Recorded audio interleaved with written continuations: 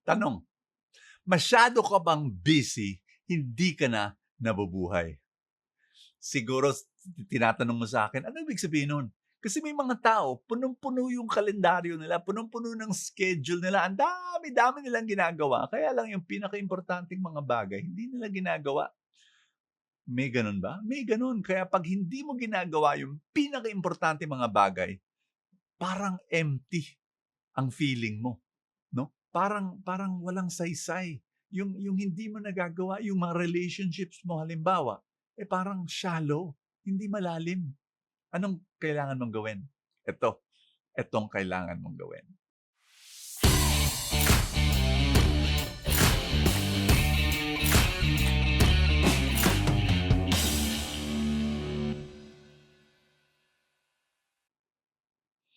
Nung bata-bata pa ako, may napakinggan akong illustration na lagi kong ginagamit 'no, itong, analogy tapos ang sobrang ganda talagang nakatulong sa akin 'to. Minsan may isang propesor, tapos sa harapan ng klase niya sinabi niya meron siyang ano, jar 'no, na glass jar sa harapan ng mga bata. Tapos sinabi niya ito, "Punuin ko 'to ng buhangin." So, kumuha siya ng buhangin, pinuno niya. Pinuno. Tapos sinabi niya sa mga bata, "O meron ba akong bag of pebbles? Puwede ko ilagay sa" sinabi ng mga bata, "Ay hindi, puno na, eh."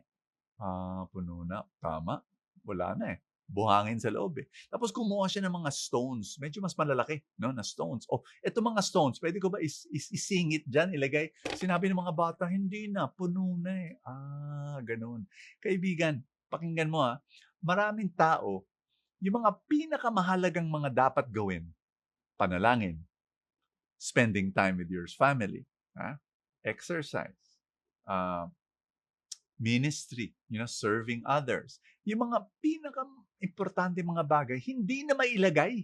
Kasi puno na ng buhangin mga maliliit na bagay na minsan magsuscroll ka lang sa social media, ilang oras na, no? Or manunood ka ng magbe-binge ka ng Netflix, hindi mo na nagagawa yung pinaka-importante. Kaya pala busy-busy ka, you're not living anymore. Ginawa ng professor ganito, tinanggal niya muna yung buhangin, so walang laman na naman yung jar. Ang ginawa niya, inuna niya yung stones. Pinuno niya ng stones. Tapos tinanong niya sa klase, "O, puno na ba?" Sinabi ng klase, "Yes, puno na." O, ang ginawa niya, kinuha niya ang mga pebbles. Sinabi niya, "Hindi pa puno, puwede pa." So, pinuno niya ng pebbles. Ang ginawa ng pebbles, sumingit do'n sa spaces between the big rocks.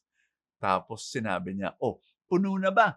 Medyo nakuha na ng klase, "Hindi pa, puwede pa ilagay yung buhangin." Tama. So binuhos niya yung buhangin. So yung buhangin sumiksik dun sa gitna ng mga pebbles at ng stones. Gano'n na gano'n yung schedule mo. Kaibigan, unahin mo yung dapat mong gawin.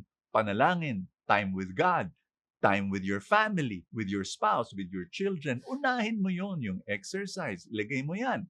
You have to be able to yung ano ba ang pinakaimportante? Ano ba layunin ng buhay? Yung service, ilagay mo rin diyan. Exercise, lagyan mo rin diyan. Para dun mo mapupuno yung the second most important, the third most important, dahan-dahan mong ipuno yung schedule mo. Alam mo sa ebanghelyo sinabi ni Jesus, during the time of Noah, basahin mo 'to, yung mga tao, they were eating and drinking, marrying and giving into marriage up to the day that Noah entered the ark. Biruin mo, no? Na magugunaw na yung mundo sa baha. Magugunaw, parang mali yata yun. Pero hindi bale.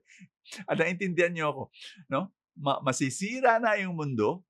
It will be destroyed already. Busy-busy pa rin sila, no? Sa kung kailangan mag to be able to understand, teka muna, anong pinakaimportante na dapat kong gawin? Yung relationship ko sa Panginoon. Kaya ngayon, I'm gonna invite you to commit to those most important things in life. Are you ready? In the name of the Father, and of the Son, and of the Holy Spirit. Amen. Sabay-sabay. Panginoon, kinocommit ko ang buhay ko sa iyo na ikaw ang number one ko. Ikaw ang pinaka-importante sa buhay ko. And I'd like, Lord God, sana spend time with you, number one, araw-araw, sa panalangin. At Lord, bigyan mo rin ako ng abilidad, yung commitment sa pamilya ko, to spend time with my family, spend time, Lord God, taking care of my body through exercise, spend time in service, Lord God, I commit. Help me, Lord, to manage my schedule and my life. In Jesus' name, Panginoon, paki-bless mo yung kaibigan ko. Bless my friend, Lord. In Jesus' name, amen and amen. In the name of the Father, and of the Son, and of the Holy Spirit, amen. Kaibigan, gusto mo ba makatanggap ng full tank Saturday and Sunday so that kompleto yung buong linggo mo with inspiration?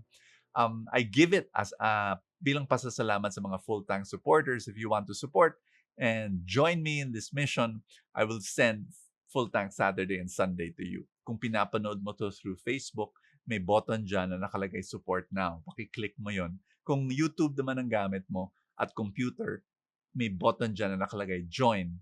I-click mo yan and you can become a full tank supporter. God bless you and I will see you tomorrow.